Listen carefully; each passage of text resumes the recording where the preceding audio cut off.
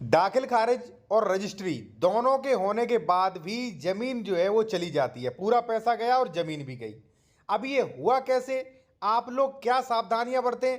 देखिए, चाहे आप जमीन खरीदने जा रहे हैं, रजिस्ट्री करवाने जा रहे हैं, या आप रजिस्ट्री करवा चुके हैं, क्योंकि इस मैटर में क्या हुआ, रजिस्ट्री करवाई थी, दाखिल खारिज यानी कि म्यूटेशन करवाया था, पोजीशन भी था, लेकिन 3 साल बाद जमीन हाथ से चली गई, दूसरे ने जो है अपने नाम करा ली और कब्जा भी कर लिया, नाम तो पहले से थी। अब एक्चुअली हुआ क्या है और आप लोगों के साथ कैसे धोखाधड़ी हो जा रही है, क्योंकि देखिए हमारे पास कई फोन कॉल्स आते हैं कि सर हमारे साथ जो है ये धोखाधड़ी हो गई, तो हम आप लोगों में शेयर कर देते हैं जिससे जो है आप लोग भी सावधान हो जाओ, आप लोगों के साथ धोखाधड़ी होना। अब यहां पे हुआ क्या, सबसे पहले आदेश पढ़िए आप, ठीक है। एक चीज साथियों मैं आपसे और कहना चाहूंगा, यदि आप कोई लीगल एडवाइस लेना चाहते हैं तो कॉन्टैक्ट नंबर वीडियो के डिस्क्रिप्शन में मेंशन किया गया है। यहां पे जब आप आदेश पढ़ेंगे तो स्पष्ट लिखा है, प्रार्थी के प्रार्थना पत्र पर यह वाद दायर हुआ है। पत्रावली के अवलोकन से स्पष्ट है कि वाद निर्विवादित है, क्योंकि इश्तेहार नोटिस जारी होने के बाद कोई आपत्ति पत्र प्राप्त नहीं हुआ, कोई भी आपत्ति नहीं थी, बिल्कुल निर्विवादित मसला था।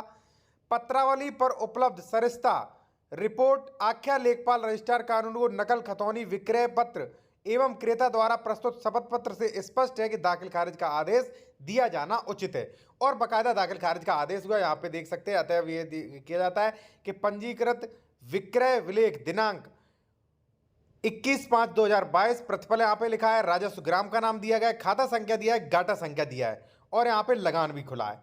अब जो मेन सबसे बड़ा इशू था वो है मिन जुमला नंबर को लेके, ये आप देख रहे हो ना 40 में, इसी को लेके सब ये जो है जमीन चली गई।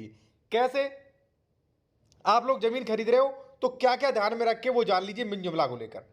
साथियों मैं आपको बता दूं, जहां पे गाटा मिन जुमला नंबर होता है वहां अक्सर विवाद होने की संभावना होती है।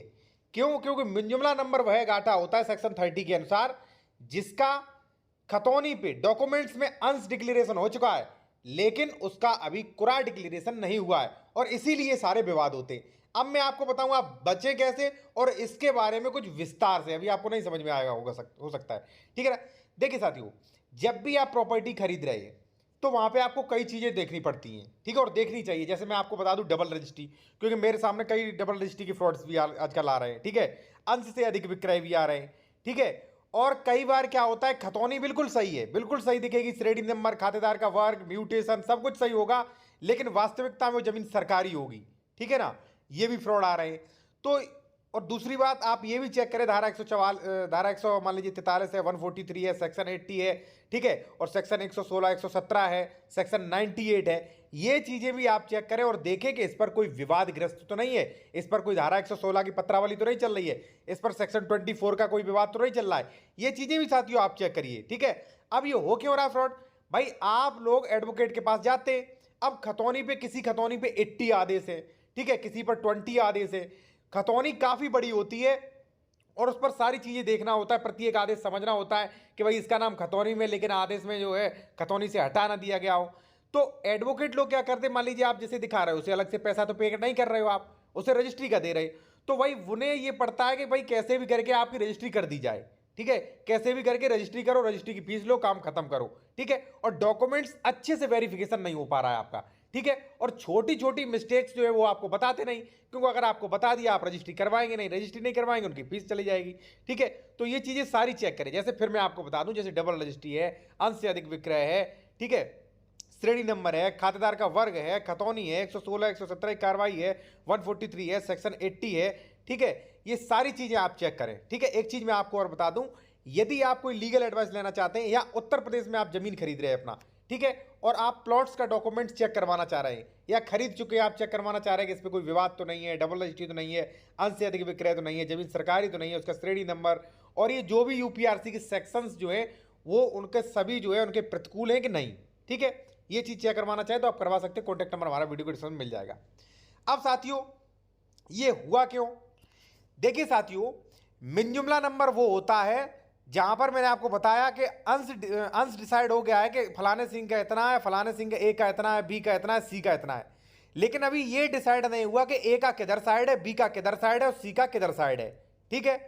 अब जो मिन जुमला गाटा होते हैं वो काफी बड़े होते हैं, हो सकता है 100 बीघा का हो, 50 बीघा का हो, 150 बीघा का हो, ठीक है। अधिकतर हमने देखा है जिसमें अधिक सह खातेदारक होते हैं और मिन जुमला नंबर होते हैं, उनमें कब्जा करने के बाद भी विवाद होते हैं। होते इसलिए है क्योंकि साथियों ये मिन जुमला नंबर है, अभी ये कोई डिसाइड नहीं हुआ है कि ए का किधर है, बी का किधर है, सी का किधर है। अब मान लीजिए ए ने जमीन बेच दी मुझे, ठीक है, या मान लीजिए आपने खरीद ली मिन जुमला नंबर में, अब मान लीजिए 40 मिन जुमला नंबर आपने खरीद लिया, ठीक है। अब मैं भी हूं, अब आप तो भाई खरीद के बाउंड्री करके चले गए, हमारा कम पड़ रहा है, हमने क्या किया, तोड़ के अपने में मिला लिया, ठीक है। अब आप कुछ नहीं कर सकते, आप पुलिस प्रशासन लेके आओगे, हम कहेंगे साहब हमारा मौके पे कम है, हो सकता है वो ज़्यादा से ज़्यादा रिपोर्ट हो, ठीक है। अगर मैं दबंग हुआ तो आप कुछ भी नहीं कर पाओगे, ठीक है। आप जाओगे फिर बंटवारा करवाओगे 116 में, 117 में कुरा दाखिल करवाओगे, कुरा दाखिल होने के बाद तब कहीं आपकी ज़मीन मिल सकती है। तो मेरा कहना ये है कि ये ऐसी जो ज़मीन गई है ना, उसका मेन कारण ये था कि इन्होंने मिन जुमला नंबर में ज़मीन खरीदी, पहली चीज़ ये है। अब मिन जुमला नंबर में मेड़बंदी सीमांकन भी नहीं हो सकता है, ठीक है। अब जो भी ऐसे मिन जुमला नंबर होते हैं उनमें आपको ये देख लेना चाहिए कि इसमें कोई कब्जा संबंधी विवाद तो नहीं है, इसमें जितने सह खातेदारक हैं वो अपनी अपनी जगह पे काबिज हैं कि नहीं है, सह खातेदारों में आपसी विवाद तो नहीं चल रहा, ये चीज़ चेक करिए। अब इसमें वही हुआ, इसमें हुआ ये कि 40 मिन जुमला नंबर जो था ये काफ़ी बड़ा था। अब काफ़ी बड़ा था, इसमें कई सह खातेदारक थे, सह खातेदारक का आपसी में मनमुटाव विवाद चलता रहता था कि भाई हम कम जोते, वो कह रहा था हम कम जोते हैं, ठीक है। अब किसी ने कुरा इसमें दाखिल करवा नहीं पाया था और एक बंदे ने अपना प्लॉटिंग कर दिया। अब प्लॉटिंग करने उसमें कब्जा भी दे दिया, जिसने खरीदा था उसे कब्जा भी दे दिया।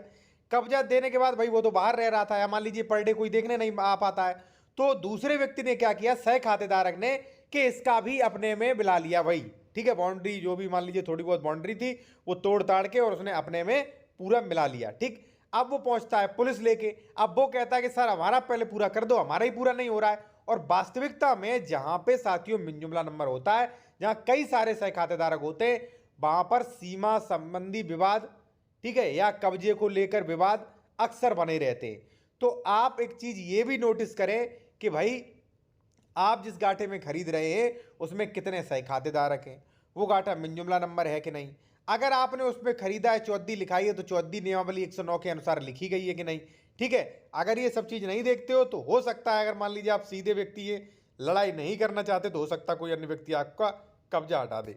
अब यदि आपने कोई ज़मीन खरीदी है, वहाँ पे कई सह खातेदारक हैं, ठीक है, और खास कसी ज़मीन है या मिन जुमला नंबर है, तो उसका कुरा डिक्लेरेशन करवा लीजिए। दोनों के कुरा डिक्लेरेशन के प्रोविज़न जो है वो अलग अलग है। अगर मिन जुमला नंबर है तो उसका अलग है, तो उसका सेक्शन 30 में प्रोविज़न किया गया है। अगर कोई सेपरेट नंबर है तो उसका 117 में प्रोविज़न किया गया है, 116 117 में। इससे क्या होगा कि आपकी जो भी मान लीजिए पुश्तें होंगी, बच्चे भी होंगे, उनके आगे भी विवाद नहीं होगा, जो सह खातेदारकों का विवाद होता है। तो ठीक है, तो अगर वीडियो अच्छा लगा वीडियो को लाइक करें, चैनल को सब्सक्राइब कर सकते हैं साथियों। धन्यवाद।